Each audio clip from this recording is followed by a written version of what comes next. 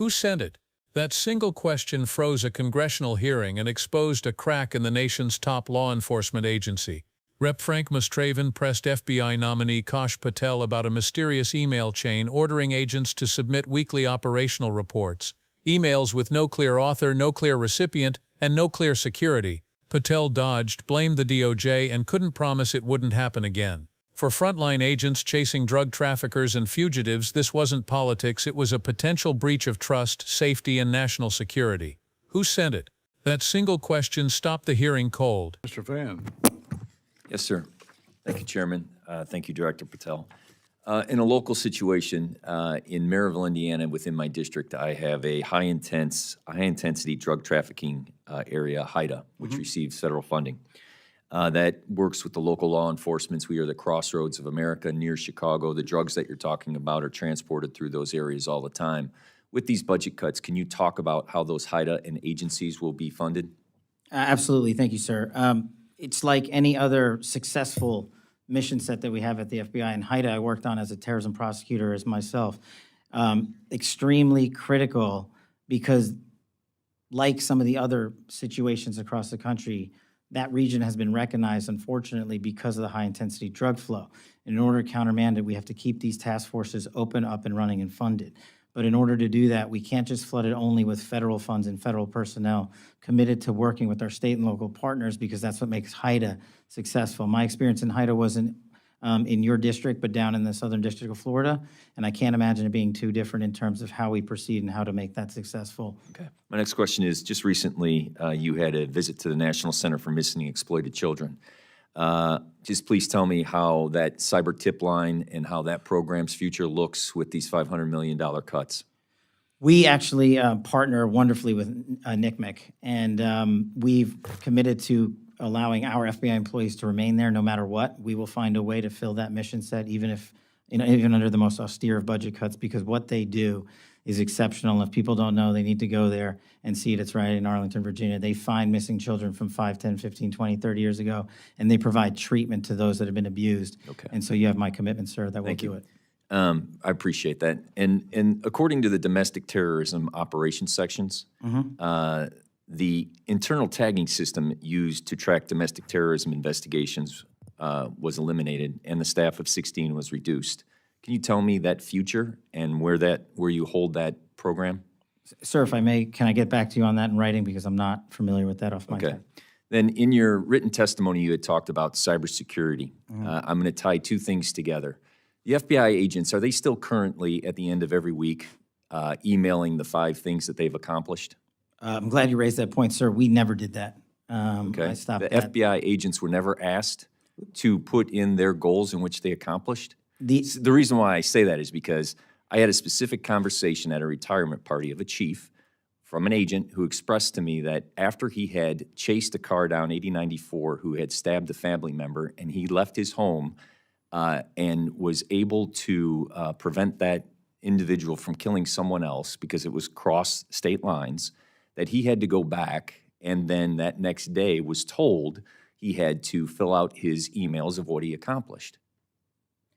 that email was sent across government agencies. So it was sent to the FBI. It was sent to. So you just said it was never sent to the FBI. So was it or was it not? It was sent to the FBI. I, as the director of the FBI, said we are not. Who sent it? We are not responding to it. It came from a general account at the department. Okay, so then my next question is, that information that my FBI agent in my district sent to that agency, how is that information protected? I'm sorry, are you saying the agent responded to that email? Are you saying they did not? I told the workforce not to. But you just told me that they received the email. We did. So without this, let's just assume that they did. Where did that information go and how is it protected? That information would have only been sent to their immediate supervisor, and every supervisor in the Bureau was told if they received any such information, it is not to be actioned in any way. So what happened with that information with the supervisors? I don't know. Well, I'll have to get back to you on that, if any was collected, but if it was, it was. So you said that the FBI, that a different agency sent that email. What was that agency? It came from the Department of Justice. Okay. And those emails never went back to the Department of Justice who requested it? No, sir. Okay. And you're 100% confident of that? Yes, sir. Okay. The information that the supervisors had from those agents, where did that go? That should not have been transmitted anywhere. We got on top of it fast enough where I believe, and Because I'll you double thought check. it was wrong? I thought Why did you prevent it?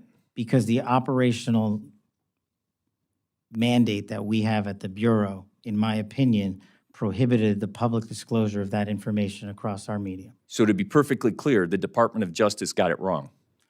I'm not speaking for the Department of Justice, as I You said. are saying that that directive was in complete conflict of what your procedures and processes are.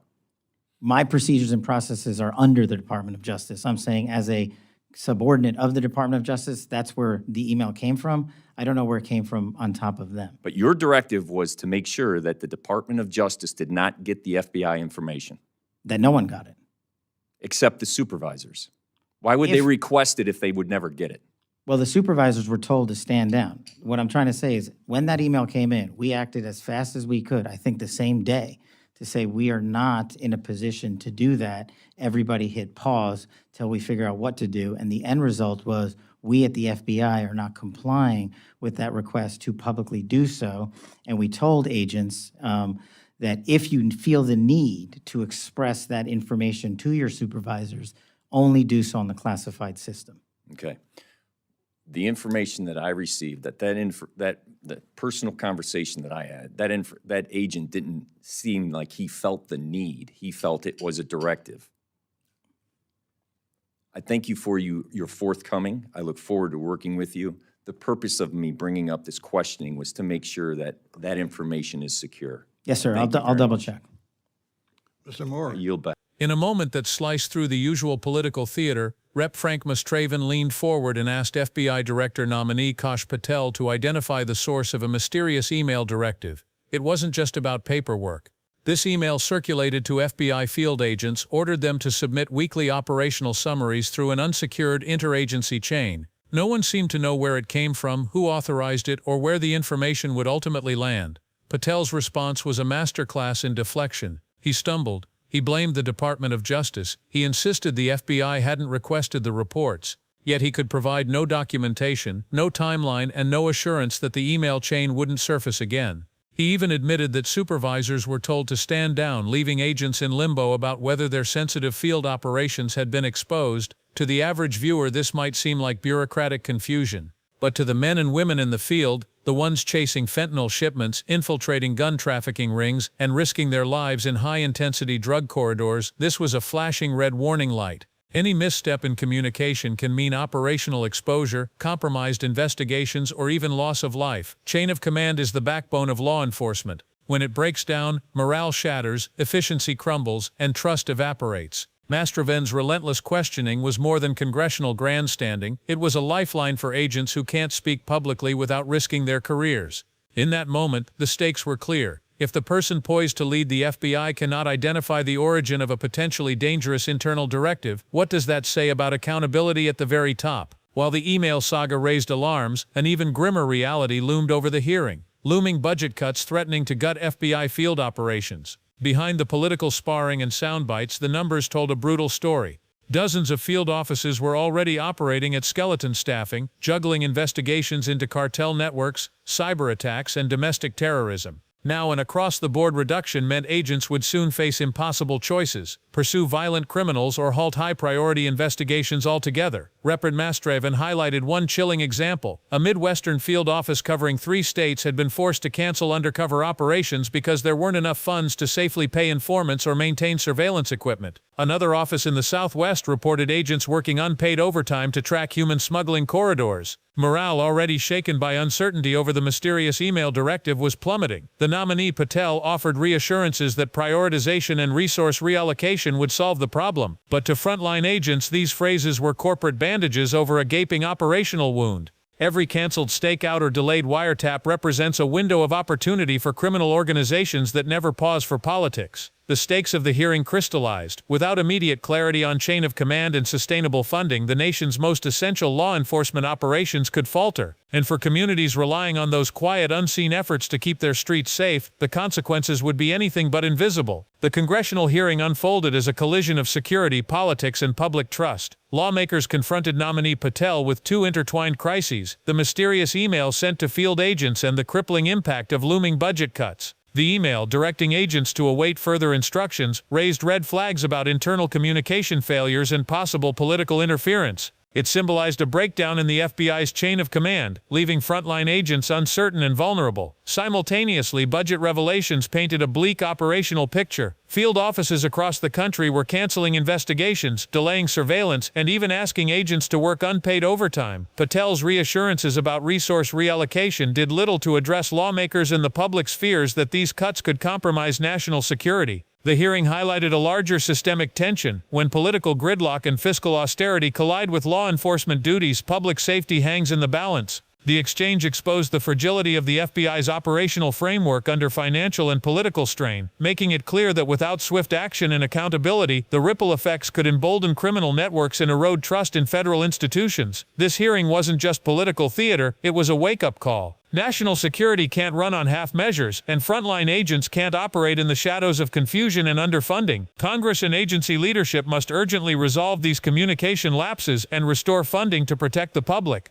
Every delayed decision risks emboldening criminal networks and eroding trust in the FBI. Citizens must demand accountability and swift reform because the safety of our communities depends on decisive action now.